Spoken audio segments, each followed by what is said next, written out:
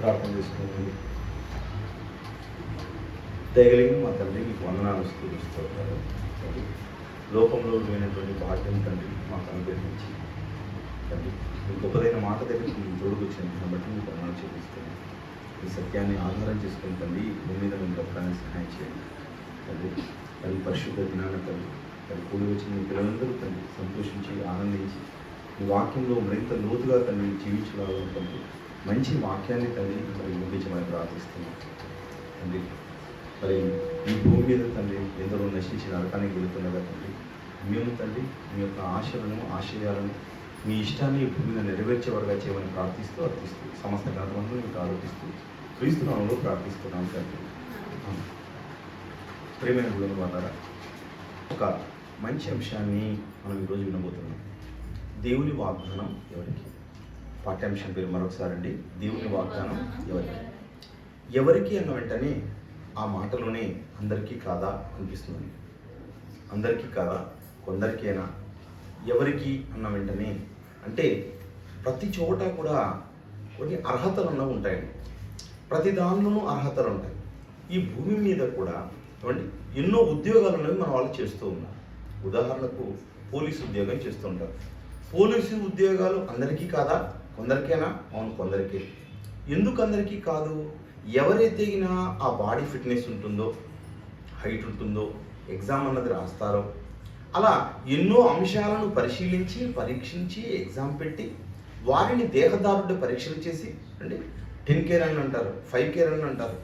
అంటే రన్నింగ్ రేస్లో ఉండాలి, దేహదారుడు పరీక్షలు పాస్ కావాలి. అదేవిధంగా ఏం చేయాలంటే వారు ఎగ్జామ్లో కూడా మంచి నైపుణ్యం అన్నది వారు ప్రదర్శించాలి. అలా ప్రదర్శించిన తర్వాత మాత్రమే వారు ఒక పోలీసు ఉద్యోగానికి వారు అర్హత సంపాదిస్తారు. అదేవిధంగా ఒక ఉపాధ్యాయ వృత్తి కావాలనుకోండి, ఉపాధ్యాయ వృత్తికి టెట్ పాస్ కావాలంట, అదేవిధంగా డిఎస్సి పాస్ కావాలి. వీటికన్నా ముందు కూడా చాలా అర్హతల వాళ్ళకి ఉన్నాయి. అంటే అన్ని అర్హతలు ఉంటే తప్ప ఉద్యోగానికి అర్హత లేదు ప్రియులారా. అదేవిధంగా మన బార్డర్ సెక్యూరిటీ ఫోర్స్ అంటూ ఉంటారు, మిలిటరీలో పనిచేస్తూ ఉంటారు. వాళ్ళకు కూడా ఏమున్నాయంట, చాలా అర్హత పరీక్షలు అన్నవి ఉన్నాయంట. అందరికీ ఏమండి ఎవరైతే ఉన్నారో వారందరికీ ఇచ్చేసేయండి అనడానికి కాదండి. అంటే ప్రతి ఉద్యోగానికి ప్రతి చోట కూడా అర్హతలు ఉన్నవి చూస్తూ ఉన్నారు. ఒక లెక్చరర్గా కావాలన్నా అర్హతలు ఉంటాయి. అదేవిధంగా మరి ఒక డాక్టర్ కావాలనుకోండి, డాక్టర్ కావాలని ఏం కావాలండి, ఇంటర్మీడియట్ కంప్లీట్ చేయాలి. మరి ఎంసెట్ అన్నది వాళ్ళు క్వాలిఫై ఉండాలి. ఆ తర్వాత వాళ్ళు ఎంబీబీఎస్ చేయాలి. ఆ తర్వాత ఏం చేయాలి, ఎండీ చేయాలి. ఇలా ఎన్నో ఉంటే తప్ప ఇతడు మంచి డాక్టర్ అండి అని గుర్తింపు ఉండదు. పోనీ అవన్నీ ఉంటే సరిపోతుందా?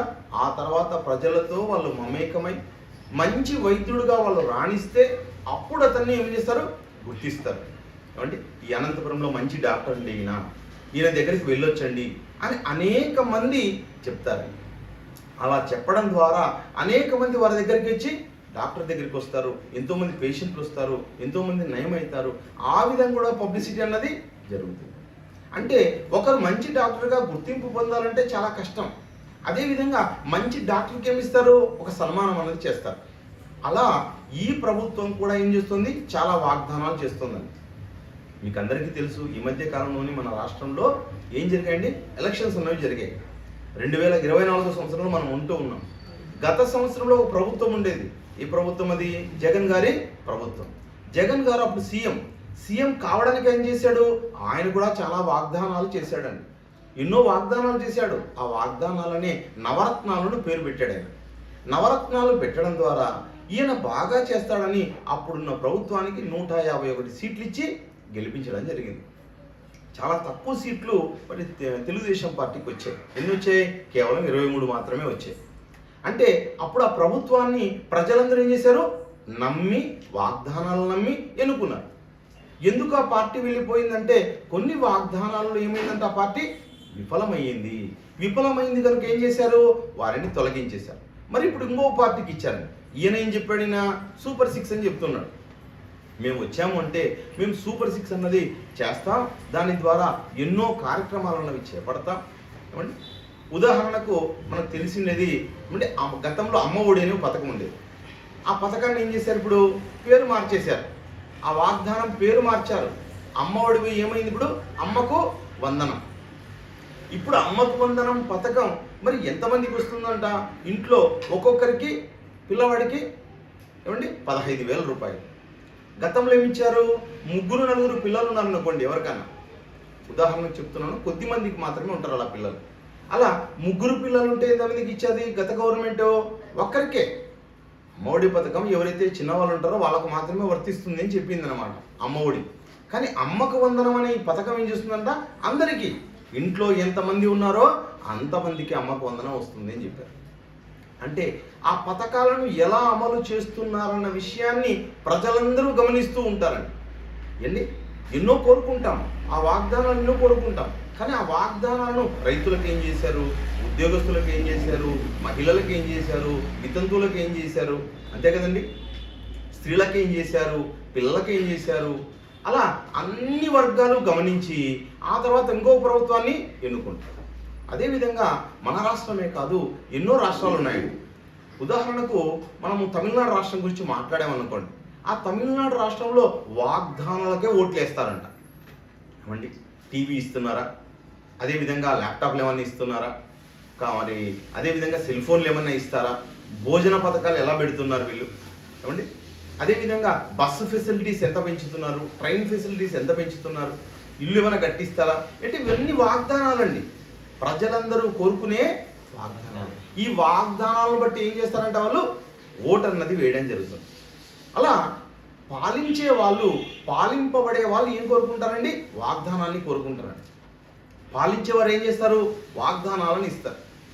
ప్రేమైన దేవుని వారలారా, మరి దేవుడు పరిపాలకుడైతే, దేవుడు పాలించేవాడైతే, దేవుడు రక్షకుడైతే, దేవుడు రాజు అయితే ఆయన కూడా ఏం చేస్తున్నాడు? వాగ్దానం. దేవుడు ఎన్నో వాగ్దానాలు చేశాడు. అలాంటి వాగ్దానాలను ఏ వాగ్దానం చేశాడు, ఎలా నెరవేర్చాడన్న సంగతిని ఈరోజు మనం చూస్తున్నాం. ఎలాంటి వారికి వాగ్దానాలను ఆయన చేస్తాడు, ఎలాంటి వారితో ఆ వాగ్దానాలను నెరవేరుస్తాడు. అందరికీ వాగ్దానాలా? కాదండి. ఏం కావాలి దానికి? ఒక ప్రత్యేకమైన లక్షణం అన్నది మనం చూపించాలి. దానికి మనం సెట్ కావాలి. ఉదాహరణకు అమ్మకు వందనం మాట్లాడుకున్నాం ఇంతవరకు. అమ్మకు వందనం అనే పథకం అందరికీనా అంటే అందరికి కాదండి. ఎవరికి సరిపోదంట అది? ఎవరికైతే 4 వీలర్ ఉందో వారికి అమ్మకు వందనం క్యాన్సిల్. అర్థమైందా? ఎవరికైతే మరి 4 ఎకరాల భూమి ఉందో, 4 ఎకరాల పైబడి భూమి ఉందో వాళ్ళకి అమ్మకు వందనం వర్తించదు. అదేవిధంగా ఎవరైతే గవర్నమెంట్ ఎంప్లాయర్స్ ఉన్నారో వాళ్ళకి అమ్మకు వందనం వర్తించదు. అంటే ఏం చేస్తున్నారు వాళ్ళు? పథకమేమో పెట్టారు, పథకం అందరికీ అని చెప్పారు, కానీ ఏం పెడుతున్నారంటే కొన్ని సూచనలు చేస్తున్నారు. అంటే కొన్ని స్టార్ గుర్తు పెట్టింటారు మీకు కూడా. అలా కొన్ని వర్తించవు. ఎవరికి వర్తించవంట? ఉద్యోగస్తులకు వర్తించదంట. ఏమండి, 4 వీలర్ ఉంటే వర్తించదంట, కరెంటు బిల్ ఎక్కువ వచ్చినా వర్తించదంటండి. అంటే ఇలా వాళ్ళు ఏం చేస్తున్నారు? వర్తించే వారి కోసం, వీళ్ళకి కాకుండా ఉన్న వాళ్ళకి మాత్రమే వర్తిస్తుంది. కనుక ప్రియమైన దేవుని వాళ్ళరా, దేవుడు ఇచ్చిన ఈ వాగ్దానాలు కూడా ఏముండాలి? కండిషన్స్ అప్లై అయ్యండి. కండిషన్స్ ఉంటాయి, అందరికీ కాదు. కండిషన్ అంటే దేవుని యొక్క కండిషన్స్ ప్రకారంగా ఎవరైతే నడుచుకుంటారో, దేవునికి ఏ కండిషన్స్ ఉన్నాయో దేవుడే చెప్తున్నాడండి. అలాంటి కండిషన్స్ చేసే వాళ్ళకు మాత్రమే దేవుడి వాగ్దానాలు ఇస్తాడు. మరి దేవుడు వాగ్దానాలు ఇస్తే ఆయన ఏమైనా మరిచేవాడా? ఈ ప్రభుత్వాలు చూడండి, వాగ్దానాలు ఇస్తున్నాయి. ఎందుకు తీసేశారు గత ప్రభుత్వాన్ని అంటే ఆ వాగ్దానాల వల్ల ఏం చేశారంట? మర్చిపోయారు. ఈ ప్రభుత్వం అయినా వాగ్దానాన్ని నెరవేరిస్తేనే ఈ ప్రభుత్వం అని కూడా సాధిస్తుంది, లేకపోతే ఈ ప్రభుత్వాన్ని కూడా ప్రజలు తీసేస్తారు. కానీ అలా మరవడానికి దేవుడు కాదండి. ఆయన మనుష్యుడు కాదు, మరిచేవాడు అసలు కాదు, ఆయనకు మతిమరుపు అసలు లేదు. ఆయన ప్రతి వాగ్దానం చేస్తాడు, ప్రతి వాగ్దానాన్ని నిలబెట్టుకుంటాడు. దేవుడు అంత గొప్పవాడు ప్రియమైన దేవుని వల్ల. అంటే ఆయన ఉన్నవాడు, ఆయన నెరవేర్చడానికి సమర్థుడు, ఆయన 100% గ్యారంటీ. దేవుడిచ్చిన వాగ్దానంలో ఏది తప్పిపోయే అవకాశం లేదు, అన్నీ నెరవేరుస్తాడు. అలాంటి దేవుడు, సమర్థుడైన దేవుడు మనకు ఉండగా ఆయన మన ఏ కండిషన్స్ అన్నవి మనకు పెడుతున్నాడు. ఏమండి, అర్థమవుతుందా? ఏ కండిషన్స్ అన్నవి మనకు దేవుడు అప్లై చేస్తున్నాడు అనే విషయాన్ని మనం గమనించినట్లయితే మొదటి రాజుల గ్రంథము 6వ అధ్యాయము, మొదటి రాజుల గ్రంథము 6వ అధ్యాయము 11వ వచనం చదువుకున్నాం. మొదటి రాజుల గ్రంథము 6వ అధ్యాయము 11వ వచనం.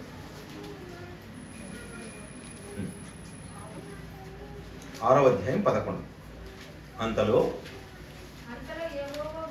యెహోవా వాక్కు సొలొమోనుకు ప్రత్యక్షమై ఇలాగ సెలవిచ్చెను, ఈ మందిరమును నీవు కట్టించుచున్నావే, నీవు నా కట్టడలను న్యాయ విధులను అనుసరించి నడుచుకొనొచ్చు. చూడండి, సొలొమోను ఏం కడుతున్నాడంట? దావీదు కుమారుడు అండి. దావీదు కుమారుడు సొలొమోను ఏం చేస్తున్నాడు? మందిరం కట్టిస్తున్నాడు. మనమైతే ఏమనుకుంటాం? నాయన నువ్వు నాకు మందిరం కట్టించావు, నీకు పరలోకం గ్యారంటీ అనుకుంటాం మనం. అన్నా కదా? చెప్పండి, ఆలోచించండి. దేవుని కోసం ఏదైనా పని చేస్తే ఏమనుకుంటాం? పరలోకం గ్యారంటీ. కానీ దేవుడు అలా చెప్పడం లేదండి. నువ్వు నాకు మందిరం కట్టించావు కనుక నీకు పరలోకాన్ని నేను ఇవ్వను. ఏం పాటించాలి? ఏం పాటించమని చెబుతున్నాడో కింద మాటలు చూస్తే, నీవు నా కట్టడలను న్యాయ విధులను అనుసరించి నడుచుకొనొచ్చు, నేను నియమించిన ఆజ్ఞలు అన్నింటినీ గైకొనినెడలా. ఏమంటున్నాడు దేవుడు? అన్నింటినీ, ఆజ్ఞలన్నింటినీ కనుక గైకొనాలి, కట్టడలను న్యాయ విధులను అనుసరించాలి. అంటే దేవుడు కొన్ని కట్టడలు, న్యాయ విధులు, ఆజ్ఞలు పెట్టాడు ప్రియమైన దేవుని వల్ల. వాటిలో అన్నింటినీ మనం ఏం చేయాలంట? పాటించాలి. కొన్ని పాటిస్తే సరిపోదా? లేదండి. తూచా తప్పకుండా ప్రతి ఆజ్ఞను మనం ఏం చేయాలి? పాటించాలి. పూర్తిగాను పాటించాలి. పూర్తిగా భయభక్తులు కలిగి ఉండాలి. దేవుడికి సరెండర్ అయిపోవాలండి. దేవుని యొక్క గుణలక్షణాల గురించి నువ్వు పూర్తిగా తెలుసుకోవాలి. దేవుడు నేను ఏం చేసినా ఆయన తెలుసుకోలేడేమో అనుకోకూడదు. నువ్వు ఏమండి హృదయంలో అనుకున్న దేవునికి ఏమవుతుందంట? తెలిసిపోతుందంట ప్రియులారా, తెలిసిపోతుంది. దేవదూతల గురించి అంతే కదండి. దేవదూతలు పాపం చేసినప్పుడు దేవుడు వారిని విడిచిపెట్టక కటిక చీకటి గల బిలములలో త్రోసివేశాను. పోనీ వాళ్ళు చేయడానికి ఏమైనా శరీరం ఉందా దేవదూతలకి? లేదు. కానీ వాళ్ళు ఏం చేశారంట? వాళ్ళ హృదయంలో, వాళ్ళ ఆలోచనల్లో పాపం చేశారు. వాళ్ళ హృదయముల్లో, ఆలోచనల్లో పాపం చేసిన దేవుడు వారిని ఏం చేశాడు? విడిచిపెట్టక. దేవుడు ఎవరిని విడిచిపెట్టాడు. దేవుడు ఏమండి భయంకరుడు అనేది కూడా మనం చదువుకున్నాం. కానీ అలాంటి భయంకరుడైన దేవుడు ఏం చూస్తున్నాడంటే, మనకు కట్టడలు పెట్టాడు, న్యాయ విధులను పెట్టాడు, ఆజ్ఞలు ఇచ్చాడు. వీటన్నిటిని ఏం చేయాలంట? చాలా ఖచ్చితంగా పాటించాలంటండి. దేన్ని తప్పిపోవడానికి వీలు లేదు. చాలా జాగ్రత్తగా నీ జీవితాన్ని నువ్వు కాపాడుకోవాలి. నా వాగ్దానాలు నీ పట్ల నెరవేరాలి అంటే, నేను అనుకున్న లక్ష్యం, నేను ఇచ్చే గోల్ నీకు ఏదైతే ఉందో ఆ లోకాన్ని నీకు ఇవ్వాలి అంటే ఏం చేయాలి? నువ్వు చాలా ఖచ్చితంగా పాటించాలి అనే విషయాన్ని సొలొమోనుకు దేవుడు జ్ఞాపకం చేస్తున్నాడు ప్రేమ దేవుని వల్ల. కనుక ఒకనాడు దేవుడు ఏం చేస్తున్నాడంటే, అన్నింటినీ పాటించాలి, వేటిని నువ్వు వదలకూడదు. అన్నింటినీ అన్నాడు. ఆ మాట ఒకసారి చూసుకోండి. ఆజ్ఞలు అన్నింటినీ అన్నాడా దేవుడు? చూడండి ఎంత బాగా చెప్తున్నాడు. ఆజ్ఞలు అన్నింటినీ. ఏం చేస్తాం? మనుషులమైతే 9 చేసి ఒకటి తప్పయ్యామనుకోండి, ఏం పర్లేదు, ఏం పర్వాలేదు, నా భార్య, నా పిల్లలే. ఏమండి, భర్త చాలా మంచివాడు, బాగా చూసుకుంటున్నాడు, ఆయన తాగుడు ఉందనుకోండి, ఏం పర్వాలేదు, మా భర్తేలే కదా, ఏం లేండి, మా పిల్లలేలే, అందరికీ 100% రావాల్సిన పదలే కాలేదు అనుకుంటాం మనం. కానీ దేవుడు చాలా ఖచ్చితంగా చెప్తున్నాడండి, ఆజ్ఞలు అన్నింటినీ మీరు పాటించాలి, దేంట్లోనూ మీరు తప్పిపోవడానికి వీలు లేదు అంటున్నాడు పిల్లలు. అంటే అన్నింటినీ పాటించేవారుగా మనం ఉండాలి. అప్పుడే దేవుని వాగ్దానం మనకు దక్కుతుందన్న విషయాన్ని దేవుడు చెబుతున్నాడు. ప్రేమైన దేవుని వల్ల ఒకనాడు దేవుడు మోషేకి వాగ్దానం చేశాడు, ఇదిగో మిమ్మల్ని అందరినీ ఏం చేస్తాను, నేను పాలు తేనెలు ప్రవహించే దేశానికి మిమ్మల్ని తీసుకెళ్తాను. ఈ వాగ్దానం నేను ఎవరికి చేశాను అంటే, మీ పితరులతో చేశాను వాగ్దానం. ఇది మీ పితరుడైన అబ్రహాముతో నేను వాగ్దానం చేశాను. ఆ వాగ్దానాన్ని ఇదిగో యాకోబుతో చేశాను, ఇస్సాకుతో చేశాను. ఆ వాగ్దానాన్ని నేనేం చేస్తున్నాను, నెరవేరుస్తున్నాను అని చెప్పి మోషే గారికి దేవుడు ఏం చేశాడంటే, పాలు తేనెలు ప్రవహించి దేశానికి తీసుకెళ్ళడానికి, ఐగుప్తుల నుండి అందరినీ తోడుకోడు రావడానికి ఈయన ఏం చేశాడు, నాయకత్వ బాధ్యతను అప్పగించాడు. ఈ వాగ్దానం ఎప్పుడు చేశాడంట, ఎవరికి చేశాడంటే, ఆయన అబ్రహాముకు చేసిన వాగ్దానం అన్నాడు. అబ్రహాముకు చేసిన వాగ్దానాన్ని దేవుడు ఏం చేశాడు, నెరవేర్చడానికి. ఎన్ని సంవత్సరాల కిందట చేశాడు, 430 సంవత్సరాల కిందట చేసిన వాగ్దానం ప్రియమైన దేవుని వల్ల. ఏమండి, ఈరోజు మనంగిన ఎవరికైనా వాగ్దానం చేసామనుకోండి, అమ్మా మీకు 10 లక్షలు ఇస్తామని చెప్పామనుకోండి, ఇస్తామని చెబితే మన తర్వాత ఎవరికో ఇస్తాం మనం. ఏమండి, ఒక్కసారి ఉన్న వాళ్ళకే చేసిన వాగ్దానం మనం ఏం చేస్తున్నాం, విడిచిపెడుతున్నాము. ఎంతో మందితో మనం చెప్పిన మాటను మనం నెరవేర్చుకోలేకపోతున్నాం.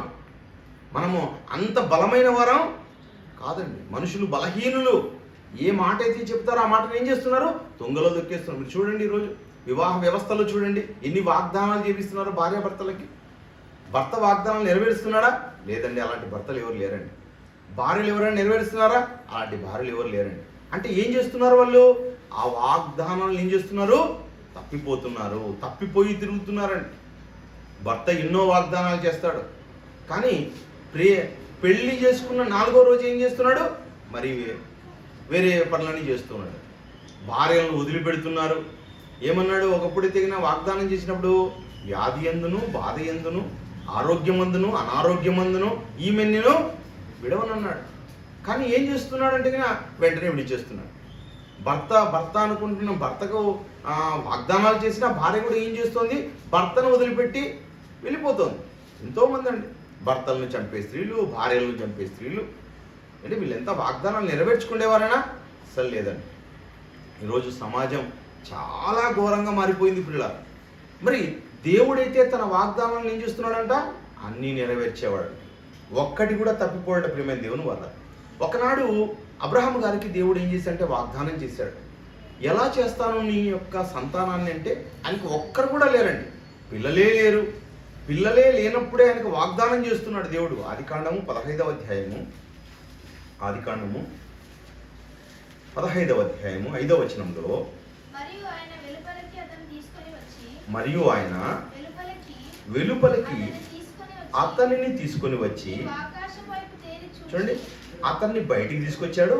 నాకు కుమారులే లేరే, నా కుమారులే లేరే అంటే, అయితే నువ్వు బయటికి రా అబ్రహామా, నువ్వు బయటికి రా. వచ్చి ఒక్కసారి ఆకాశం తట్టు చూడు, నువ్వు ఆకాశం వైపు చూడు. చూసి ఏం చేయాలంట?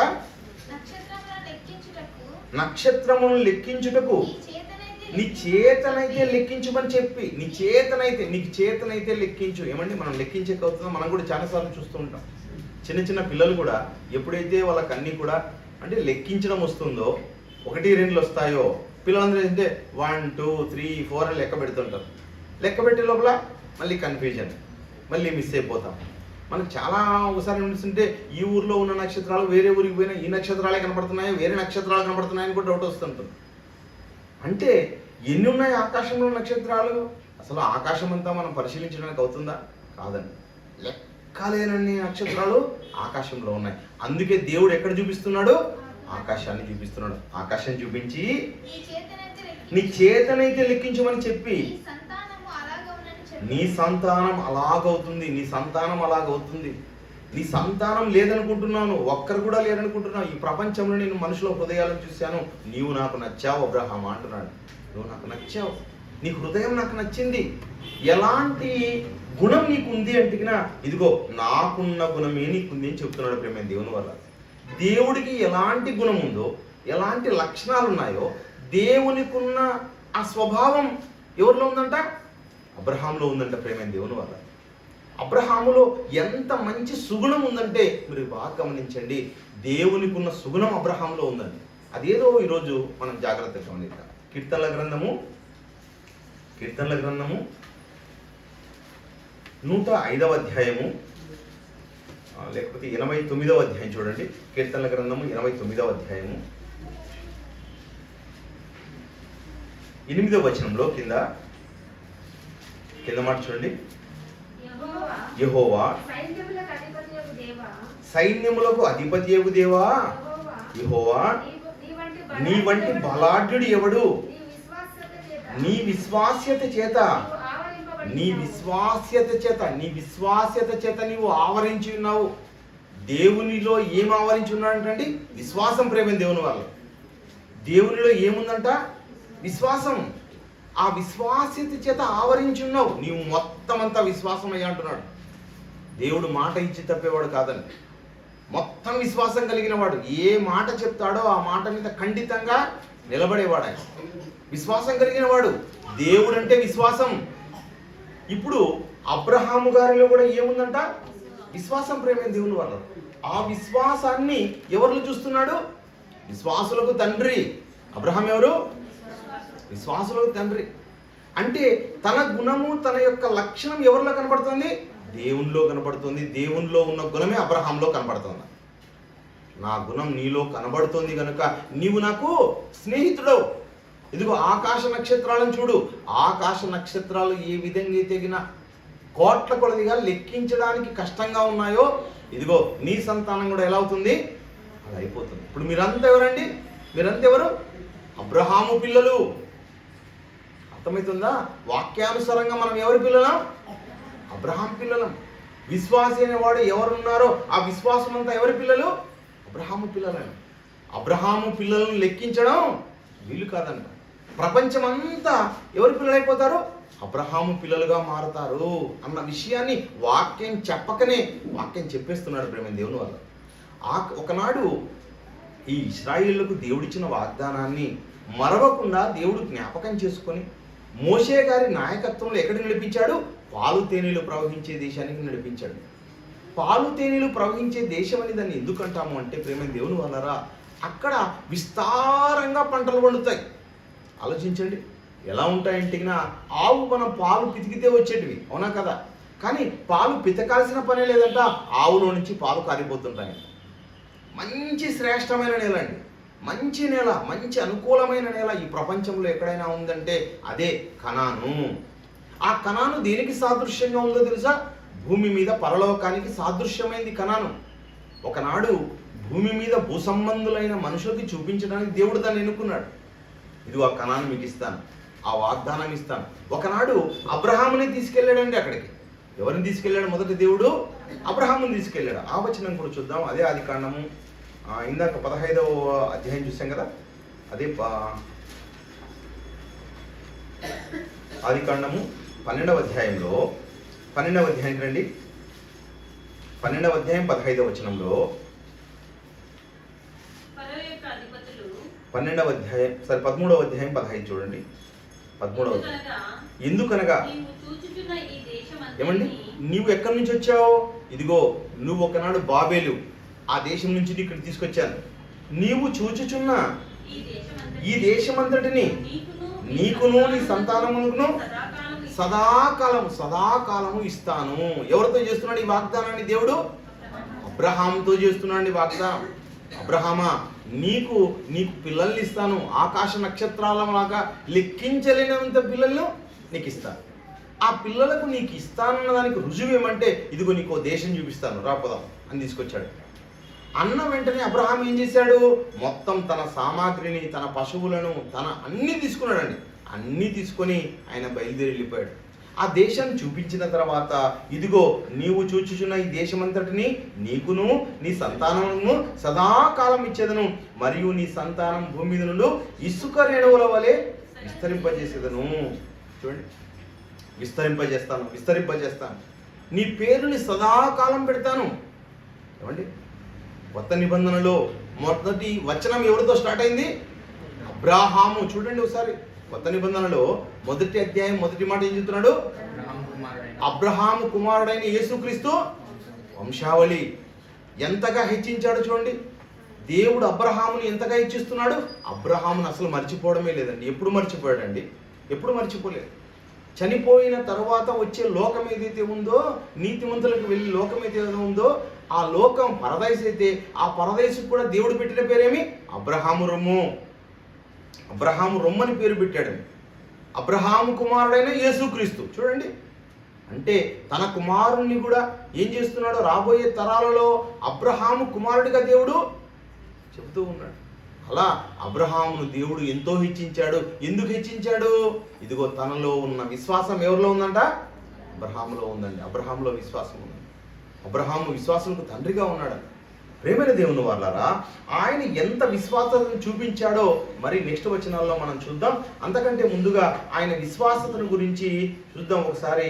అబ్రహాముని ఎలా జ్ఞాపకం చేసుకున్నాడో కీర్తనల గ్రంథము 105వ అధ్యాయము, కీర్తనల గ్రంథము 105వ అధ్యాయము 42వ వచనంలో, 105వ అధ్యాయము 42వ వచనంలో, ఏలైనగా ఆయన తన పరిశుద్ధ వాగ్దానమును తన సేవకుడైన అబ్రహామును జ్ఞాపకం చేసుకుని, పరిశుద్ధ వాగ్దానమును తన సేవకుడైన అబ్రహాము.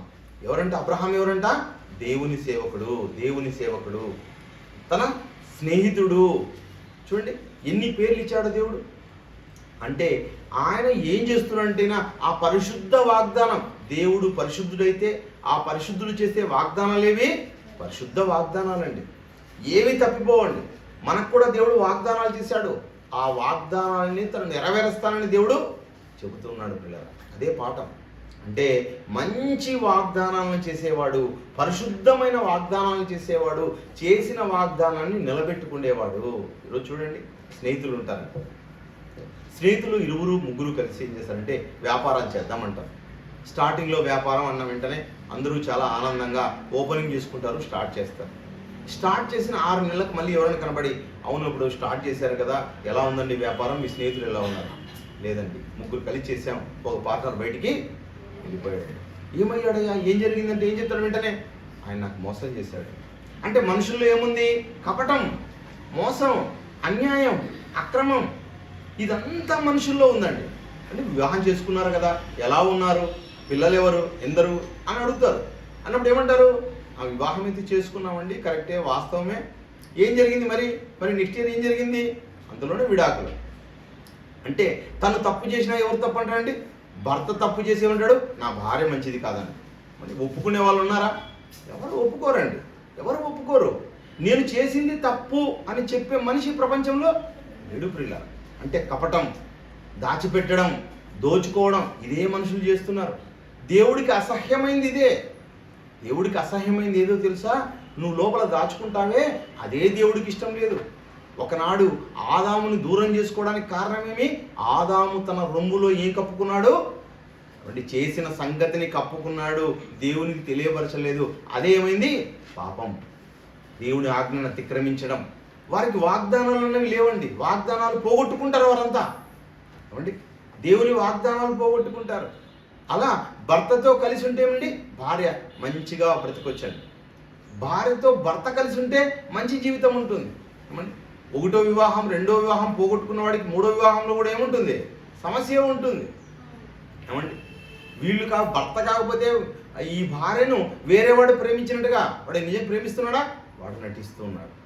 ఏమండి, భర్త అయినా సరే వేరే భార్యను కోరుకున్నాడు అనుకోండి, పోనీ ఈమె మంచిది కాదని, లేకపోతే ఈమె అందంగా లేదని ఇంకొకరిని వివాహం చేసుకున్నాడు అనుకోండి, ఏం చేస్తాడు? వాళ్ళు కూడా విడిపోతారండి. అంటే మనం ఎవరినో ఆలోచిస్తున్నాం. నిజమైన భార్యలు, నిజమైన భర్తలు ఈ ప్రపంచంలో లేరు ప్రియుల.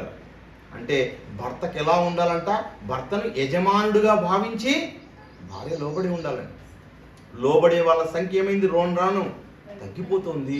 లోబడ్డం లేదు, ఎవరూ లోబడ్డం లేదు, పిల్లలు కూడా లోబడ్డం లేదు. ఇవేనండి దేవుని మాటలు. దేవుడు లోబడాలి, లోబడి బ్రతకాలి. పిల్లలు పిల్లల్లాగా లేరు, భర్త భర్తలాగా లేడు, భార్య భార్యలాగా లేదు, అసలు కుటుంబమే కాదు. ఈరోజు కుటుంబ వ్యవస్థ అన్నది విచ్ఛిన్నమైపోయింది. అందుకే దేవుడు ప్రారంభం నుంచి ఏం చేస్తున్నాడంటేనా, ఒక మంచి కుటుంబాన్ని, ఒక మంచి వ్యవస్థను, ఏమంటే ఒక మంచి విత్తనాన్ని, మంచి చెట్టును దేవుడు కోరుకొని ప్రపంచం మధ్యలో నాటాలనుకున్నాడండి. ఆయనే అబ్రహాం ప్రేమ దేవుడు. వారు అబ్రహాములో ఉన్న విశ్వాసం, తండ్రిలో ఉన్న విశ్వాసం అబ్రహాంలో ఉంది. ఆయన ద్వారా పిల్లలంతా ఏం చేయాలి? వృద్ధి పొందాలి. ఆ పిల్లలు ఈ ప్రపంచానికి వెళ్ళి అనేక మందిని ఏం చేయాలి? ఈ విశ్వాసతలోనికి తీసుకొని రావాలని దేవుడు కోరుకున్నాడు. ఇది దేవుని యొక్క అనాది కాల ప్రణాళిక. దేవుని యొక్క అనాది కాల ప్రణాళిక. ఈ ప్రణాళికను నెరవేర్చడాన్నే అబ్రహాం ఎన్నుకున్నాడు ప్రేమ దేవుని వాళ్ళ. కానీ మనుషులు ఎలా ఉన్నారు ఈ రోజుల్లో అంటే, మనుషులు ఎలా కోరుకుంటున్నారంటే చిన్న చిన్న వాటినంటే. దేవుడు అన్న వెంటనే ఏం కోరుకుంటారండి? మీరు బాగా ఆలోచించండి. దేవుడు మాకు పిల్లల్ని ఇవ్వాలి, అంతే కదా. ఏం కోరుకుంటారంటే దేవుని దగ్గరికి వస్తే, దేవుడు మాకు పిల్లల్ని ఇవ్వాలి, ఉద్యోగాన్ని ఇవ్వాలి, ఇల్లు కట్టించుకోవాలి, మాకు బోర్లో నీళ్లు పడాలి, మంచి పంట రావాలి, మా పిల్లలకు చదువుల్లో మంచి మార్కులతో పాస్ కావాలి, పెళ్ళి కావాలి. ఇవేనండి కోరుకునేది మనుషులందరూ కూడా. దేవుని యొక్క ఉన్న లోకం నాకు కావాలి అనుకునే మనుషులు లేరండి. మనుషులంతా ఏ కోరుకుంటే శరీర సంబంధమైన కోరికలతో నిండి ఉన్న మనుషులందరూ కూడా ఆ కోరికలనే వాళ్ళు కోరుకుంటున్నారు. అంటే ఈరోజు చూడండి, చిన్నపిల్లలు దేన్ని కోరుకుంటారు అంటే, స్కూల్కి వెళ్ళే పిల్లలు ఏం కోరుకుంటారు? అమ్మ నాకు చాక్లెట్, నాకు బిస్కెట్, అంతే కదండి, నాకు చిక్కీ, అంటే ఏవో కోరుకుంటారు చిన్న చిన్నవని. అలానే దేవుని దగ్గరికి వచ్చి కూడా మనుషులు ఏం కోరుకుంటున్నారంట? భూ సంబంధమైన కోరికలని కోరుతుంది. ఇవేనండి దేవుడు ఇచ్చేది, ఇవి కాదండి దేవుడు ఇచ్చేవి. దేవుడు శ్రేష్టమైన వాగ్దానం చేసేవాడు, పరిశుద్ధమైన వాగ్దానం చేసేవాడు, అన్నిటికన్నా గొప్పవి ఇచ్చేవాడు దేవుడు. కానీ ఒకనాడు 430 సంవత్సరాల పాటు ఇశ్రాయేలీయులందరూ ఐగుప్తులో ఉంటే వారిని తోడుకొచ్చి దేవుడు ఏం చేస్తున్నాడంటే శ్రేష్టమైనది ఇస్తా అన్నాడు కదా. అది కూడా చాక్లెట్తోనే సమానం అండి. వాళ్ళకి అర్థం కాలేదు ఆ రోజు. పాత నిబంధన కదా, పాత నిబంధనలో ఉన్న ప్రజలు కదా, వాళ్ళకు కూడా దేవుడు ఏమిచ్చాడు? శరీర సంబంధమైన వాగ్దానం చూపించి ఆత్మ సంబంధమైన వాగ్దానాన్ని ఇచ్చాడు దేవుడు. కానీ శరీర సంబంధమైన వాగ్దానంలోనే వాళ్ళు చాలా ఆనందపడిపోయారు మనుషులందరూ కూడా. నెహెమ్యా గ్రంథము చూడండి ఎంతగా ఆనందిస్తున్నారో దాన్ని బట్టి వాళ్ళు. నెహెమ్యా గ్రంథము 9వ అధ్యాయము 23వ వచనంలో, నెహెమ్యా గ్రంథము, వారి సంతతిని ఆకాశపు నక్షత్రములంతా. చూడండి ఎక్కడైతే మనం ఆదికాండంలో చూసామో అదే వచనానికి ఇది కంటిన్యూషన్ గా కనబడుతుంది. ఓకే, వారి సంతతిని ఆకాశపు నక్షత్రములంతా విస్తారముగా చేసి ప్రవేశించి స్వతంత్రించుకున్నట్లు వారి పితరులకు నీవు వాగ్దానం చేసిన దేశంలోనికి వారిని రప్పింపగా ఆ సంతతి వారు ప్రవేశించి ఆ దేశమును స్వతంత్రించుకుని నీవు కనానీయులను ఆ దేశవాసులను జయించి తమకు మనస్సు వచ్చినట్లు చేయుటకు వారి రాజులను ఆ దేశ జనులను వారి చేతికి అప్పగించి. చాలండి, చూడండి వారి సంతతిని ఆకాశపు నక్షత్రములంతా విస్తారముగా చేసి ఎవరిని చేశాడండి? అబ్రహామును తీసుకున్నాడు. అబ్రహాం నుంచి ఇస్సాకు నుంచి యాకోబు ద్వారా 70 మందిని దేవుడు ఏం చేశాడంట? ఐగుప్తులో ప్రవేశపెట్టాడు. ఎంతమందిని? కేవలం 70 మందిని. 70 మందిని ప్రవేశపెడితే కాల్బలం ఎంతైందంట? 6 లక్షల మంది కాల్బలం ప్రేమ దేవుని వాళ్ళు. 6 లక్షల మంది శక్తి కలిగిన వాళ్ళు తయారయ్యారంట. ఇంకా పిల్లలు, ముసలి వాళ్ళు ఎక్కువ మంది, దాదాపుగా 20 లక్షలకు మంది పైగా ఉండవచ్చు. అంటే 400 సంవత్సరాల్లో అంత సంతానం. అంటే దేవుడు ఏం చేశాడు? విస్తారమైన సంతానాన్ని ఇచ్చాడు వాళ్ళకి. ఏమంటే ఎంతో మందిని చంపుతున్నా అంత సంతానం అంట.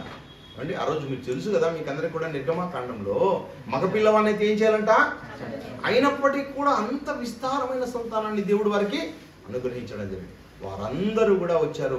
వారందరికీ ఏమంటే దేవుడు ఇచ్చిన వాగ్దానం గురించి చెబుతూ ప్రవేశించి స్వతంత్రించుకున్నట్లు వారి పితరులకు నీవు చేసిన వాగ్దానం చేసిన దేశంలోనికి వారిని రప్పింపగా. అలా వచ్చిన వారు 25వ వచనంలో, అప్పుడు వారు ప్రాకారములు గల పట్టణములను, చూడండి ఏమిచ్చాడంటే దేవుడు వారికి ప్రాకారం. నువ్వు కట్టావా? లేదండి. నువ్వు కట్టక ముందే నీకు కట్టిన ఇండ్లు. ఈరోజు చూడండి దేశ కాలమాన పరిస్థితులు ఎలా అయిపోతున్నాయంటే, ఒక్కసారి వరదలు వస్తే ఎంతో మంది కొట్టుకుపోతున్నారు, ఎంతో మంది చనిపోతున్నారు. అంటే ఇప్పుడు ఉదాహరణగా మనకు విజయవాడలో వచ్చింది చాలా తక్కువ, ఎంతోమంది బయటపడ్డారు, కొద్దిమందే చనిపోయారు. ఇంకా విస్తారమైన వర్షాలు వస్తే మనం బ్రతకం ప్రేమ దేవుని వల్ల. మనుషులంతా ఎక్కడ కట్టుకున్నారంట? చెరువుల్లోనే ఇల్లు కట్టుకున్నారంట. హైదరాబాద్లో చూడండి పటాన్ చెరువు. ఎక్కడున్నామంటే మనం ఏడున్నాం?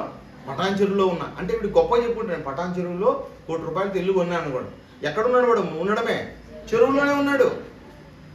అంటే ఎక్కడున్నాయో అన్ని చెరువులంతా ఆక్రమణ అండి, దురాక్రమణ జరిగింది. మనుషులు ఉన్న ప్రదేశంలో కాకోకుండా ఏం చేశారంటే చెరువులన్నీ పూర్తి చేసి కబ్జాలు చేసి ఇవే మంచి స్థలాలని చెప్పేసి అమ్మేసి కొనేసి ఒకరి మీద ఒకరు వ్యాపారాలు చేసుకొని ఎక్కువ సంపాదించుకున్నారు.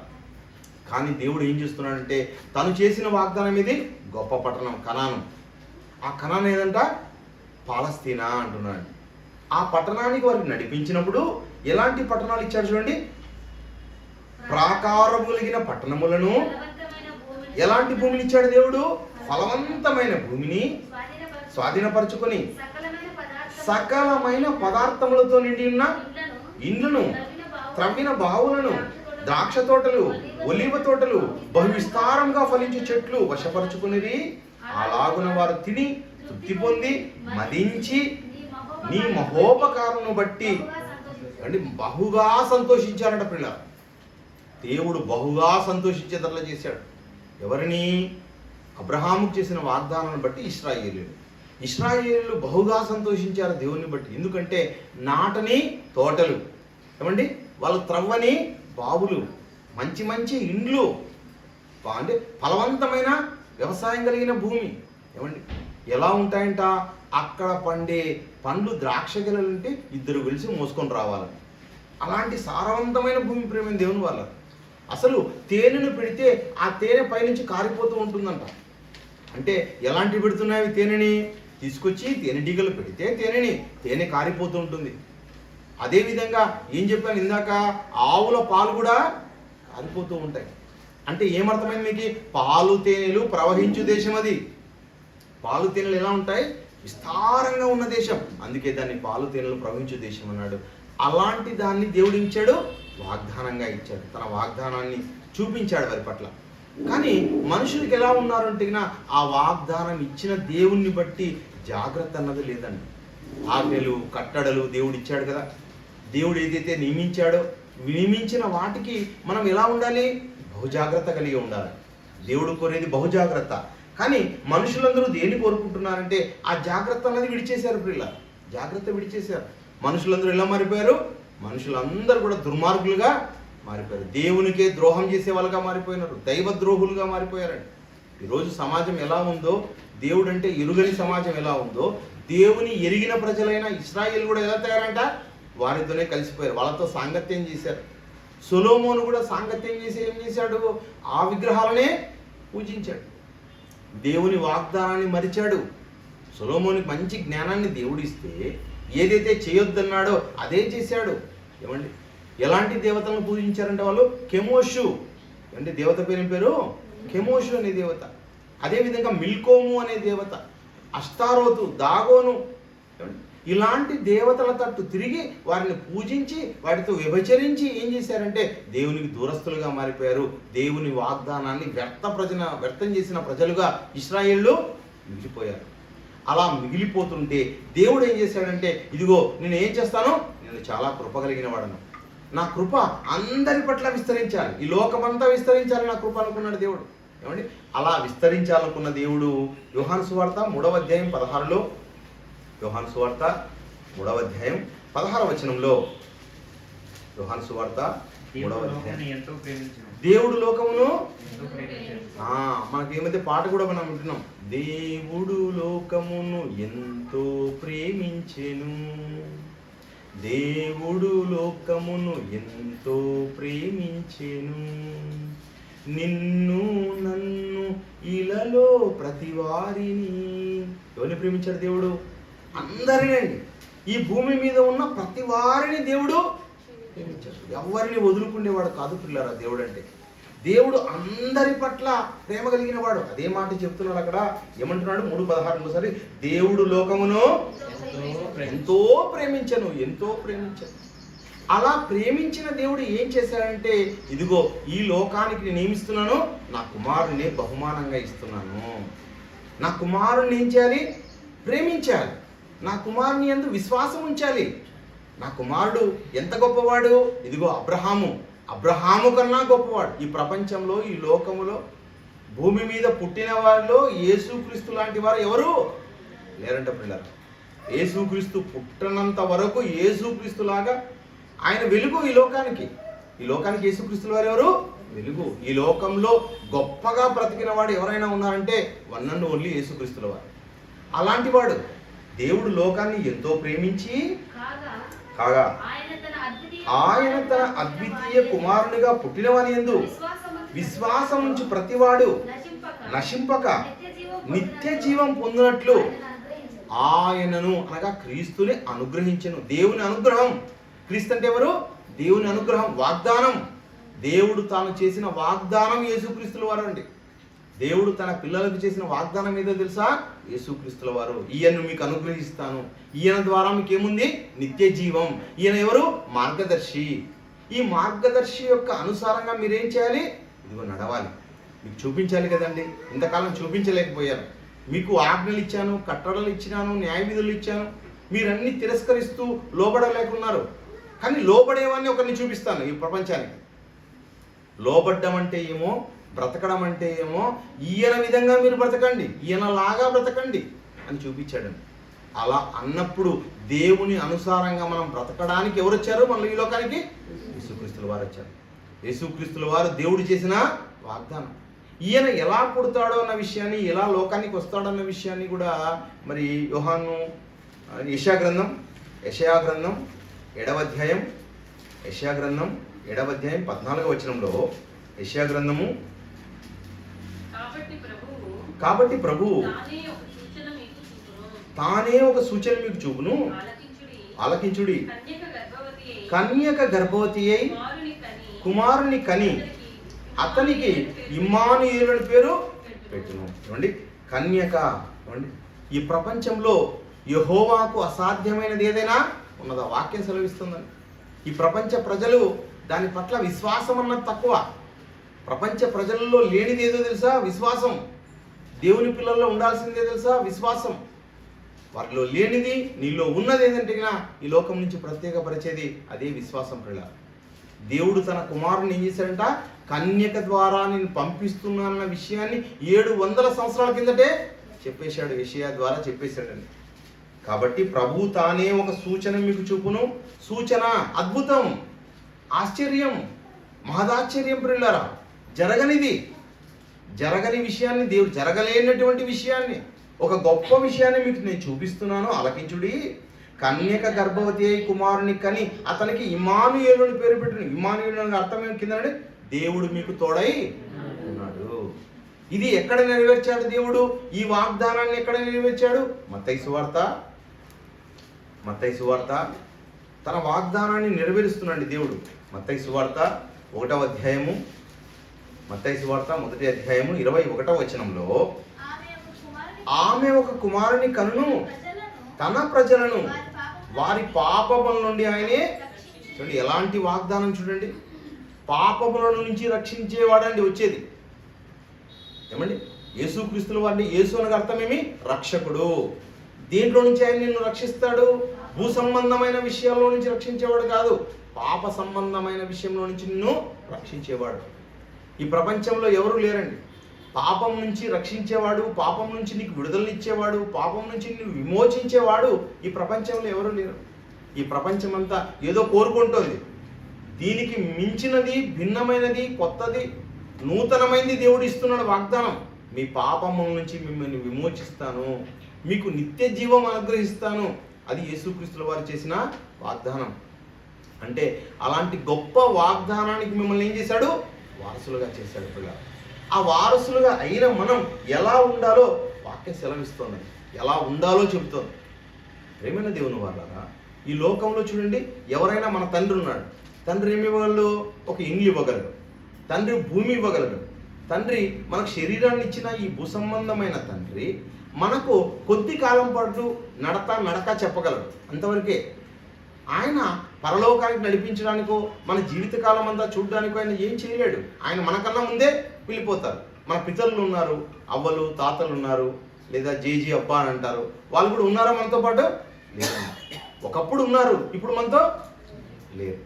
కానీ ఎప్పటికీ ఉండేవాడు, నిన్ను విడవక ఉండేవాడు, నిన్ను ఎడబాయని వాడు, నిన్ను పాపంలో నుంచి విమోచించి నిన్ను జాగ్రత్తగా చూసుకొని పరలోకానికి నిన్ను నడిపించేవాడు ఆయనే. దేవుడు నీకు తోడుగా ఉంటాడు, ఎల్లప్పుడూ నీకు తోడుగా ఉంటాడు. అదే నీ వాక్యం సెలవిస్తున్నది. కనుక ప్రేమైన దేవుని వాళ్ళారా, నీకు ఎల్లప్పుడూ తోడుగా ఉండి నిన్ను పరలోకానికి నడిపించేవాడు దేవుడు అన్న వెంటనే ఏదో తాత్కాలికంగా చిన్న వాటిని ఇచ్చి ఏమండి నిన్ను ఇక్కడ మాత్రమే సంతృప్తి పరిచేవాడు కాదు, ఏదో తల్లి తండ్రి సంతృప్తి పరిచినట్టుగా, కానీ గొప్పది ఇచ్చేవాడు అండి. ఈ ప్రపంచం ఇవ్వనిది ఇచ్చేవాడు దేవుడు అన్న వెంటనే. ఈ ప్రపంచంలో మనుషులు ఎవరైనా ఇస్తారు, మనుషులు ఇచ్చే వాటిని ఇచ్చేవాడు కాదండి దేవుడు అంటే. దేవుడు అంటే చాలా ప్రత్యేకమైన వాడు, గొప్పవాడు. ఈరోజు చూడండి, ఈ గాలి ఉంది, గాలిని ఎవరు ఇచ్చారు? దేవుడు ఇచ్చాడు. మనుషులు ఇస్తారా? ఇవ్వలేదు. మనుషులు ఇచ్చేటివి కాదండి దేవుడు ఇచ్చేది. అందరూ దేవుడు అన్న వెంటనే దేవుని దగ్గరికి పోయి ఏవో మాకు కావాలని కోరుతున్నారు. అవి దేవుడు ఇచ్చేవా మనుషులు ఇచ్చేటివి అని కూడా ఆలోచించడం మనుషులు ఇవ్వలేనివి దేవుడు ఇస్తాడు. సూర్యుని చేశారు, ఏ మనిషిని చేశాడా? సృష్టిని చేశారు. సృష్టిని ఎవరైనా చేశారా? ఎవరు చేయలేరండి. ఎవరు చేయనివి దేవుడు ఇచ్చేవి. దేవుడు ప్రత్యేకం. సూర్యుని, చంద్రుణ్ణి, ఏమండి సముద్రాన్ని, ఇసుకను, అదేవిధంగా పక్షులను, జలచరాలను, జంతువులను, మొక్కలను, ఇవన్నీ చేసింది ఎవరు? దేవుడు చేశాడు. ఇవన్నీ నువ్వు అనుభవిస్తావంతే, అంతేకాని చేసే శక్తి నీలో లేదు. ఈరోజు చాలామంది మేము ఎన్నో చేయగలం అంటారు. చాలామంది కొన్ని రాళ్ళను తీస్తూ ఉంటారు, నోట్లో నుంచి రాళ్ళను తీస్తూ ఉంటారు. మేము చాలా అద్భుతం అండి అంటారు. లేకపోతే రేపు జరిగేది ఏదో మేము చెప్తామంటారు, లేకపోతే ఈరోజు ఏం జరిగిందో చెప్తామంటారు. వాళ్ళు ఎవరైనా కానీ ప్రపంచంలో ఒక చిన్న మొక్క చేయమని చెప్పండి, చేతిలో నుంచి ఏవో చేస్తామంటారు కదా. నువ్వు చెప్పి 2 కొత్తిమీర మొక్కలు చేయమని చెప్పండి, ఒక చిన్న కోడిపిల్ల చేయమని చెప్పండి, ఎవరైనా చేస్తారేమో? ఎవరు చేయలేరు పిల్ల. కానీ దేవుడు ఎలాంటి వాడంటే ఇలా ఉన్న దాంట్లో నుంచి కాదండి, లేని వాటిని దేవుడు చేసేవాడండి. లేని వాటిలో నుంచి దేవుడు పిలిచేవాడు. రోమీయులకు రాసిన పత్రిక 4వ అధ్యాయము, రోమీయులకు రాసిన పత్రిక 4వ అధ్యాయము 17వ వచనం చదువుకుందామండి. తాను విశ్వసించిన దేవుని ఎదుట అనగా మృతులను సజీవులుగా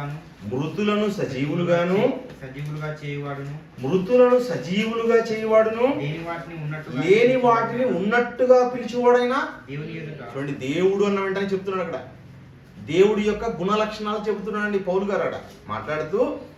తాను విశ్వసించిన దేవుని ఎదుట అనగా తను ఎలాంటి దేవుణ్ణి విశ్వసించాను అంటే, నేను ఎలాంటి దేవుణ్ణి ఇష్టపడుతున్నాను అంటే, నేను ఎలాంటి దేవుణ్ణి నేను తెలుసుకున్నాను అంటే చెబుతున్నాడు. మృతులను సజీవులుగా చేయువాడు. నా దేవుడు ఎలాంటి వాడు? మృతులను సైతం సజీవులుగా చేయువాడు దేవుడు అంటే. ఏమండి, యేసుక్రీస్తుల వారు ఎన్నో అద్భుతాలు చేశారండి. ఆ అద్భుతాల్లో ఉన్నది ఏం తెలుసా? లాజరు ఎప్పుడు చనిపోయాడంట? 3 రోజుల కిందట. ఆయన చనిపోయిన అతన్ని కూడా ఏం చేస్తున్నాడు? ఆయన లేపుతున్నాడు. 1 రోజు కిందట, గంట కిందట కాదండి, అలా లేపగలిగిన సమర్థుడు. యేసుక్రీస్తుల వారిని కూడా తండ్రి అయిన దేవుడు మృతుల్లో నుంచి లేపాడా లేదా? లేపాడు. అది దేవుడు అంటే. దేవుని యొక్క సమర్థత అంటే ఏమి? మృతులను సైతము సజీవులుగా లేపగలిగిన వాడు. ఎవరో మృతిపోతే అంగలార్చి ఏడ్చేవాడు కాదండి క్రైస్తవుడు అంటే. వాళ్ళకు మళ్ళీ జన్మ ఉంది. ఎలాంటి వెళ్ళిపోతారు వాళ్ళందరూ కూడా? ఎక్కడికి వెళ్ళిపోతారండి? సజీవులుగా. సజీవులకు దేవుడు ఎక్కడికి వెళ్ళిపోతారో? మనిషి చనిపోయిన వెంటనే పాతాళంలో ఉన్న ఒక ప్రదేశానికి వెళ్ళిపోతారు. నీతిమంతంగా బ్రతికి ఉంటే, నీతిమంతులుగా ఉంటే ఎక్కడికి వెళ్ళిపోతారు? పరదేశికి వెళ్ళిపోతారు. అబ్రహాం రొమ్ముకి వెళ్ళిపోతారు. ఎందుకు అబ్రహాం రొమ్ముకి వెళ్ళిపోతారు? అబ్రహాము అలా నమ్మాడు దేవుణ్ణి. అబ్రహాం ఎలా నమ్మాడంటే దేవుణ్ణి దేవునిగా నమ్మాడు. దేవుణ్ణి ఎలా నమ్మాడు? సజీవులనుగా మార్చగలిగినాడు. మృతులను సైతము సజీవులుగా మార్చువాడు. ఇంకొక విషయం చూడండి, అక్కడే లేని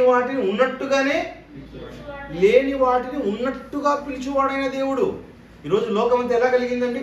లోకంలో మనకి ఎన్నో కనిపిస్తున్నాయి. ఎన్నో ఆకుకూరలు, మొక్కలు, అదేవిధంగా ఎన్నో చెట్లు కనపడుతున్నాయి. ఇవన్నీ కూడా ఎవరు చేశారు? దేవుడు చేసినవన్నీ. ఇవన్నీ కూడా లేని వాటిని పిలిచాడు. మీరు ఆదికాండం అంతా చదువుతారు. ఆదికాండంలో దేవుడు ఏం చేస్తున్నాడు? కలుగునుగాక అంటున్నాడు. ఉన్నాయా? అవి లేవు. లేని వాటిని ఏం చేస్తున్నాడు? దేవుడు అంటూ ఉన్నాడు, అవి కలుగుతూ ఉన్నాయి. లేని వాటిని ఉన్నట్టుగా పిలిచేవాడు అంటే తన ఆలోచనలో ఉన్నది దేవుడు నిర్మించేవాడై ఉంటున్నాడు. ప్రేమ దేవుని వాళ్ళు నిర్మించేవాడై ఉంటున్నాడు. దేవుడు ఏదైతే పిలుస్తున్నాడో ప్రకృతిలో అవన్నీ కలుగుతూ ఉన్నాయి. అలాంటి దేవుని ఎదుట నేనున్నాను. అలాంటి దేవుడు, అంత గొప్పవాడు దేవుడు అంటే, లేని వాటిని చేయగలిగిన సమర్థుడైన అని ఎవరు నమ్మారు? అబ్రహాం నమ్మాడు. అందుకైన విశ్వాసులకు తండ్రిగా మారాడు. ఈరోజు గొప్ప గుణం ఇది. మొదటి అంశంగా మాట్లాడుతున్నాను. ఇదే అంశాన్ని రేపటి వారాన్ని కూడా మనం విందాం. పిల్లరా, మరి ముందుకు వెళ్ళిపోదాం. అంటే గొప్పగా దేవుణ్ణి ఎంతగా విశ్వసించాడంటే అంతగా రూఢిగా నమ్మాడంట. దేవుని వాగ్దానం నీకు రావాలంటే నువ్వు కూడా ఏం నమ్మాలి? రూఢిగా నమ్మాలి. దేవుడు అలా చేయగలిగిన సమర్థుడు అని నువ్వు నమ్మాలి, విశ్వసించాలి. ఏమండి, విశ్వాసం లేని సమయంలోనే అబ్రహాం ఏం చూపించాడు? విశ్వాసం చూపించాడు. నీకు ఎన్నో ఆధారాలు ఉన్నాయి. ఇప్పుడు ఎన్నో ఆధారాలు ఉన్నాయి. ఈ ఆధారాలను బట్టి నువ్వేం చేయాలి? ఇప్పుడు రూఢిగా నమ్మాలి, విశ్వసించాలి. ముందుకెళ్ళండి. అంటే నిన్ను మనకందరికి తండ్రి అయి ఉన్నాడు. ఇందును గురించి చూడు, అనేక జనములకు నిన్ను కూడా తండ్రిగా చేస్తాను. దేవుడు తండ్రి నిన్ను కూడా ఏం చేస్తాడు? అనేక జనములకు తండ్రిగా చేస్తానన్నాడు. నీ సంతానము ఇలాగూ ఉండునని చెప్పిన దాన్ని బట్టి తాను అనేక జనములకు తండ్రి అగునట్లు నిరీక్షణకు ఆధారం లేనప్పుడు అతడు నిరీక్షణ కలిగి, అంటే విశ్వాసులు ఏముండాలంట? నిరీక్షణ. ఇప్పుడు బాగుందా చూడండి, మీ కుటుంబాల్లో చూడండి, అవును మనం ఎన్నో సమస్యల్లో ఉన్నామంటాం, మేము చాలా కష్టాల్లో ఉన్నామని అంటాం, ఒక దెబ్బ పోతే ఒక దెబ్బ తగులుతుందండి అంటాం. అంటే నువ్వు ఎక్కడున్నావు? చీకట్లో ఉన్నావు. కానీ రాబోయేది నువ్వేం విశ్వసిస్తున్నావు? నువ్వు రాబోయే కాలంలో 1 సంవత్సరం 2 సంవత్సరాలు దాటితే మంచిది వస్తుంది. విశ్వసిస్తున్నావా? నువ్వు విశ్వసిస్తున్నావా? లేదా ఎప్పటికీ ఇలాగే ఉంటుంది అనుకుంటున్నావా? లేదండి, నిరీక్షించాలి, నిరీక్షించాలి. నిరీక్షణ ఉన్నవాడికి మంచిది ఫలితం చూస్తాడు. ఏమండి, కోడి గుడ్డు పెట్టింది అనుకోండి, కోడి గుడ్లు నేను ఒకటేసారి తినేసామనుకోండి, ఏమవుతుంది? ఇంకేమి లేదు నీకు. ఆ గుడ్లను జాగ్రత్తగా చూసుకుంటే నీకేమవుతుందంట? రాబోయే కాలంలో గంపెడు మిగులుతాయంట నీకు. ఏమండి, నీకు విస్తారంగా కావాలంటే ఏం చేయాలి? నిరీక్షించాలి, ఓర్చుకోవాలి, తొందరగా ఆలోచించకూడదని. గుడ్డేమో ఒకటే, ఆ గుడ్డును నువ్వేం చేస్తావో కోళ్ళ రూపంలోకి మార్చుకున్నావంటే నీకు విస్తారమైన ఫలితం అన్నది ఉంటుంది. ప్రేమ దేవుని వల్ల అంటే అక్కడ చెబుతుంటే నిరీక్షణ. ఎవరికి వాగ్దానం? నిరీక్షణ కలిగిన వారికి వాగ్దానం. నీలో నిరీక్షణ లేకపోతే వాగ్దానం లేదు. ఇంకా కింద చెప్తున్నాడు చూడండి, మరియు అతడు విశ్వాసమునందు బలహీనుడు కాక రమారమి 100 వయసు గలవాడై ఉండి అప్పటికి తన శరీరము మృతతుల్యమైనట్టును శారా గర్భము మృతతుల్యమైనట్టును ఆలోచించును గాని అవిశ్వాసం వలన దేవుని వాగ్దానం గురించి సందేహింపక. ఎవరికండి వాగ్దానాలు? సందేహించని వారికి. ప్రియమైన దేవుని వారలారా, సందేహించని వారికి వాగ్దానం అని చెప్తున్నాడు, నిరీక్షణ కలిగిన వారికి వాగ్దానం అని చెప్తున్నాడు, విశ్వాసం కలిగిన వారికి వాగ్దానం అంటున్నాడు. ఒకటి విశ్వాసం కలిగి ఉండాలి, నిరీక్షణ కలిగి ఉండాలి, ఇంకేముండాలంట? సందేహం లేకుండా ఉండాలి. మనమైతే మాత్రము ఎలాంటి వారం? మనమైతే మాత్రం మృతతుల్యులం. అబ్రహాం అనుకుంటున్నాడు మన శక్తి మన సామర్థ్యం మన గర్భం మన వయస్సు సహకరించదు. కానీ ఏమంటారంట? ఆయన మాటను మాత్రం సందేహించడానికి వీలు లేదు. ఈరోజు పరలోకం చేరాలంటే ఎవరిచ్చిన వాగ్దానం? యేసుక్రీస్తుల వారు ఇచ్చిన వాగ్దానం. నిత్య జీవం అనుగ్రహించున్నదే ఆయన మనకు చేసిన వాగ్దానం. ఆ వాగ్దానాన్ని ఎలా నమ్మాలి? మనం ఖచ్చితంగా వెళ్తాము. మనం ఏం చేయాలి? మనము దేవుడిచ్చిన ఆజ్ఞల్ని పాటించాలి. నువ్వేం ప్రత్యేకంగా ఏది చేయాల్సిన పని లేదండి. నీవు నీ చేతికి వచ్చిన ఏ మంచి పని అయినా శక్తి లోపం లేకుండా చేయాలి. శక్తి లోపం లేకుండా పని చేయాలండి. సమస్యే, కష్టమే, చేసేయాలంతే. ఏమండి, అలా చేసేవారికి ఏమొస్తుందంట? నిత్య జీవం అన్నది వస్తుంది. సందేహం అన్నది అసలు ఉండకూడదు. ఏమండి, భర్త మీద సందేహం ఉండొచ్చా? ఏమండి, ఈయన కాకుండా ఇంకొకరు ఉంటే, ఈమె కాకుండా ఇంకొకరు ఉంటే, దేవుడు చేసింది కదండి. ఎవరు కట్టాడు మనకు బంధం? ఎవరు కట్టాడు? దేవుడు కట్టాడు. దేవుడు కట్టాడు. నీకు చేసిన బంధం దేవుడు ఏర్పరిచింది. అదే విధంగానే సంఘం ఎవరిచ్చారు? దేవుడు ఇచ్చాడు. సంఘంలో వినబడుతున్న ప్రతి వాక్యం నీ మనసు మార్చేదే. ఏముండకూడదంటే మనలో సందేహం ఉండకూడదు, నిరీక్షణ ఉండాలి. అదేవిధంగా ఏముండాలమ్మా? విశ్వాసం కలిగి ఉండాలి. విశ్వాసం కలిగి ఉండి సందేహం లేకుండా నిరీక్షణ అదేవిధంగా కలిగి ఉన్న వారికి ఏం చెప్తున్నట్టు అక్కడ 20వ వచనం చూడండి. ఆ విశ్వాసం వలన దేవుని వాగ్దానం గురించి సందేహింపక దేవుని మహిమపరిచి ఆయన వాగ్దానం చేసిన దానిని నెరవేర్చుటకు సమర్థుడని రూఢిగా విశ్వసించి ఎలా నమ్మాలి? మనం రూఢిగా విశ్వసించాలి. ఏమండి, నీకు ఎలా విశ్వసించాలంటే నువ్వు నమ్ముతున్నావు కదా నీ కుటుంబాన్ని. ఈయన నా భర్త, ఈయన వల్ల మాగా ఈ కుటుంబం బాగుంది, ఈమె నా భార్య, ఈమె వల్ల నా కుటుంబం బాగుంది, వీళ్ళు నా పిల్లలు నా మాట వింటున్నారు, నా లోబడి ఉన్నారు, కుటుంబం బాగుంది. నమ్ముతున్నావా? అంతే. నువ్వు వాళ్ళని విశ్వసించాలి. ఈమె కాకుండా అన్నావు అనుకో, ఎలా ఉంటుంది ఆలోచన? సరైంది కాదండి. నీకు ఇచ్చిన పిల్లల్ని, దేవుడు ఇచ్చిన పిల్లలు కరెక్ట్, నీకు రైట్ పర్సన్స్, నీకు దేవుడిచ్చిన భర్త రైట్ పర్సన్, నీకు దేవుడిచ్చిన భార్య రైట్ పర్సన్. నువ్వు వాళ్ళతో ఎలా ఉండాలి? వాళ్ళని రూఢిగా నమ్మాలి. వాళ్ళతోనే నీ కుటుంబాన్ని అభివృద్ధి చేసుకోవాలి. అదే విధంగానే దేవుణ్ణి కూడా ఎలా నమ్మాలి? రూఢిగా నమ్మాలి. ఎన్నొట్టో నమ్ముతున్నావు నువ్వు, దేవుని నమ్ము, దేవుని రూఢిగా నమ్ము. ఆయన విశ్వసించదగిన వాడు ఆయన. ఏమండి, ఒకనాడు అబ్రహాము, ఇస్సాకు, యాకోబులకు చేసిన వాగ్దానాలని 430 సంవత్సరాలైనా ఏం చేసినాడంట? ఆయన మరిచిపోలేదంట. జ్ఞాపకం చేసుకొని తీసుకొని వచ్చి ఆ వాగ్దానాన్ని అయినా నెరవేర్చాడండి. అలాంటి గొప్పవాడు. ఇందాక చదవబడిన వాక్య భాగం దగ్గరికి వెళ్దాం. హెబ్రీయులకు రాసిన పత్రిక 11వ అధ్యాయంలో ముగిస్తాను. హెబ్రీయులకు రాసిన పత్రిక 11వ అధ్యాయం 8వ వచనంలో, అబ్రహాము పిలువబడినప్పుడు విశ్వాసమును బట్టి ఆ పిలుపు లోబడి తాను స్వాస్థ్యముగా పొందనయ్యున్న ప్రదేశమునకు బయలువెళ్ళెను. మరియు ఎక్కడికి వెళ్ళవలెనో అది ఎరుగకనే బయలువెళ్ళెను. విశ్వాసమును బట్టి అతడును అతనితో ఆ వాగ్దానమునకు సమాన వారసులైన ఇస్సాకు, యాకోబు అను వారును గుడారములలో నివసించుచు. ఎక్కడ నివసించారంటండి? ఆ కనాను దేశంలో గుడారాల్లో ఉన్నారంటండి. ఇదే దేవుడు మనకి ఇచ్చిన స్వాస్థ్యం. ఇది ఇక్కడ మన పిల్లలు ఉంటారు అని తెలుసుకున్నా కానీ ఎలా ఉన్నాడంట ఆయన? అబ్రహాం ఎలా ఉన్నాడంట? పరదేశిగా ఉన్నాడంట. ఇది నీ పిల్లలకి ఇస్తాను అంటే గినా సరే అన్నాడే కానీ ఇది నాది అని అనుకోలేదండి. గుడారాల్లో ఉన్నాడు. ఈరోజు నీకున్న ప్రదేశం ఇది నిజమైన ప్రదేశం కాదు. ఇది నిజమైన దేశం కాదు. నీకు నిజమైన ఇల్లు కాదు. ఇవన్నీ కూడా ఏమనుకున్నాడు? ఆ రోజు అబ్రహాం ఏమనుకున్నాడు? ఇది పరదేశు. క్రైస్తవుడు అనేవాడు ఏమనుకోవాలండి? ఈ లోకంలో యాత్రికులు, పరదేశులము అనుకోవాలండి. అదే చెప్తున్నాడు ఆయన. మనం ఈ లోకాల్లో ఎలా భావించాలంట? పరదేశులము, యాత్రికులమని బోధిస్తున్నవాడు ఎవరు? అబ్రహాం బోధిస్తున్నాడు. అబ్రహాం చెబుతున్నాడండి. అలా అనుకున్నందుకు ఆయన ఏమయ్యాడు? విశ్వాసులకు తండ్రి అయ్యాడు. ఆ విశ్వాసులైన పిల్లలుగా మీరు కూడా ఏమనుకోవాలి? ఈ భూ సంబంధమైన వాటి పట్ల ఆశ కలిగి మీరు జీవించకూడదు. నేను ఆశ కలిగి జీవించకూడదు. ఇవన్నీ నావి, నా సొంతం అనుకోకూడదని. అదే విషయాన్ని పౌలు గారు కూడా గుర్తు చేస్తూ ఉంటారు. అలా ఉన్నాడు కనుక ఏమనంట చూడండి, ఆయన ఏం చేస్తున్నాడో, ఎక్కడికి వెళ్ళాలను? స్వాస్థ్యముగా పొందలైన ప్రదేశము బయలువెళ్ళెను. మరియు ఎక్కడికి వెళ్ళవలనది ఎరుగకే బయలువెళ్ళెను. విశ్వాసమును బట్టి అతడును అతనితో వాగ్దానములకు సమాన వారసులైన ఇస్సాకు, యాకోబు అనువారును గుడారంలో నివసించుచు అన్యుల దేశంలో ఉన్నట్టుగా వాగ్దత్త దేశంలో పరవాసులైరి.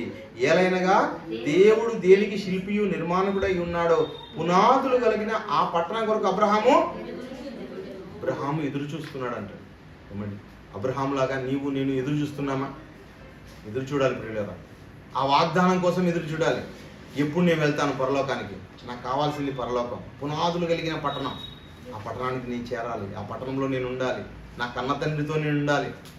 ఎంతసేపు కూడా ఈ లోకంలో ఉన్న ఆశలు కాదు, కానీ దేవుడున్న పరలోకం, దేవుడు చేసిన వాగ్దానం కోసం ఆయన ఏం చేస్తున్నాడు? ఎదురు చూస్తూ ఉన్నాడంటే. ఆ ఎదురు చూసే కాలంలో ఏం చేస్తున్నాడంటే ఆయన ఆజ్ఞలు, కట్టలని పాటిస్తూ ఉన్నాడు. ఆజ్ఞల్లో ఒక్కదాన్ని కూడా తప్పిపోకుండా ఉన్నాడు. ఆయన వాగ్దానాలు ఎవరికి ఉన్నాయి? ఎవరికైతే ఉంటాయి అంటే ఏమండి, దేవుని వాగ్దానం ఎవరికి? దేవుని వాగ్దానం ఎవరికి?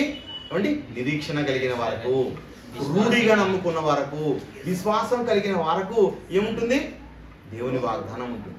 ఆ దేవుని వాగ్దానం ఎదురు చూసే వారికి, ప్రేమైన దేవుని వల్ల ఎదురు చూసే వారికి, ఎదురు చూడడంలో నిరీక్షణ నువ్వు కలిగి ఉండాలి. ప్రేమైన దేవుని వాళ్ళరా, మనం ఈరోజు ఒక డిప్యూటీ డైరెక్టర్ గారు వస్తున్నారనుకోండి, ఉపేంద్ర అన్నయ్య ఈరోజు వస్తున్నాడు అంటే, ఈరోజు రాత్రి సభ ఉందనుకోండి, ఈరోజే వస్తున్నాడు మధ్యాహ్న కాల సమయంలో అంటే వెళ్తాం. మనం వెళ్ళిన తర్వాత ఆయన వచ్చేస్తాడు, మనం రిసీవ్ చేసుకుంటాం, వచ్చేస్తాం. ఆయన వచ్చిన తర్వాత కూడా మనం అక్కడ నిరీక్షిస్తాం? మనం లేదండి, నేను నిరీక్షించాను. అంటే అందరూ నిరీక్షిస్తున్నారంటే ఇప్పుడు దేనికోసం? ఇంకా పరలోకం కోసం. పరలోకాన్ని ఇంకా ఎవరు పొందలేదు. చనిపోయిన వారందరూ పరలోకానికి పొందిన వారు కాదండి, పరలోకం చేరిన వారు కాదండి. అందరూ ఎదురు చూస్తున్నారు. అదే హెబ్రీయులకు రాసిన పత్రిక 38వ వచనం నుంచి చదువుకుందామండి. 38 చూడండి, ఎలా చనిపోయారో, ఎలా ఇబ్బంది పడ్డారో వారి గురించి చెబుతూ 37, 38 అన్నీ ఉంటాయి ఆ సమస్యలు. గొర్రె చర్మములను, మేక చర్మములను వేసుకుని దరిద్రులై ఉండి శ్రమపడి హింస పొందుచు అడవులలోను, కొండల మీదను, గుహలలోను, సొరంగముల్లోను తిరగలాడుచు అట్టి వారికి ఈ లోకము ఏమండి ఎన్ని శ్రమలండి, ఎన్ని కష్టాలండి క్రైస్తవ్యానికి. ప్రారంభ శతాబ్దంలో కష్టం, ఇప్పుడు కష్టం, ఎప్పుడు క్రైస్తవ్యానికి కష్టమే. క్రీస్తుకే కష్టమైనప్పుడు మనకు కష్టం లేకుండా ఉంటుందా చెప్పండి? క్రీస్తుకు కష్టమైందంటే, మన నాయకుడికే కష్టం అంటే కింద ఉన్న వాళ్ళకి ఖచ్చితంగా కష్టమే ఉంటుంది. ఈ కష్టాలన్నీ వాళ్ళు ఏం చేస్తారు సునా? ఓర్చుకున్నారు, ఓర్పు కలిగి ఉన్నారు. దేనికోసం? ఆయన చేసిన వాగ్దానం కోసం, పరలోకం కోసం వాళ్ళు ఏం చేశారు? ఎదురు చూస్తూ ఉన్నారు. అలా ఎదురు చూసే వారందరి గురించి మాట్లాడుతూ, వీరందరూ తమ విశ్వాసం ద్వారా సాక్ష్యం పొందిన వారైనను మనము లేకుండా సంపూర్ణులు కాకుండా నిమిత్తం దేవుడు మన కొరకు మరి శ్రేష్టమైన దానిని ముందుగా సిద్ధపరిచెను గనుక వీరు ఆ వాగ్దానాన్ని అనుభవింపలేదు. ఏమండి, దేవుని వాగ్దానం ఇంకా వేచి చూస్తా ఉంది. దేవుని వాగ్దానాన్ని ఇంకా ఎవరు పొందుకోలేదు. ఒకే ఒక్కడు పరలోకం నుంచి దిగి వచ్చిన వాడు, పరలోకానికి ఎక్కిన వాడు, వన్ అండ్ ఓన్లీ యేసుక్రీస్తుల వారు మాత్రమే పరలోకానికి చేరుకున్నారు. వాగ్దానం ఇచ్చేవాడే ఆయన. ఇప్పుడు వాగ్దాన ఫలాన్ని ఎవరి ద్వారా మనకి ఇస్తా అంటున్నాడు?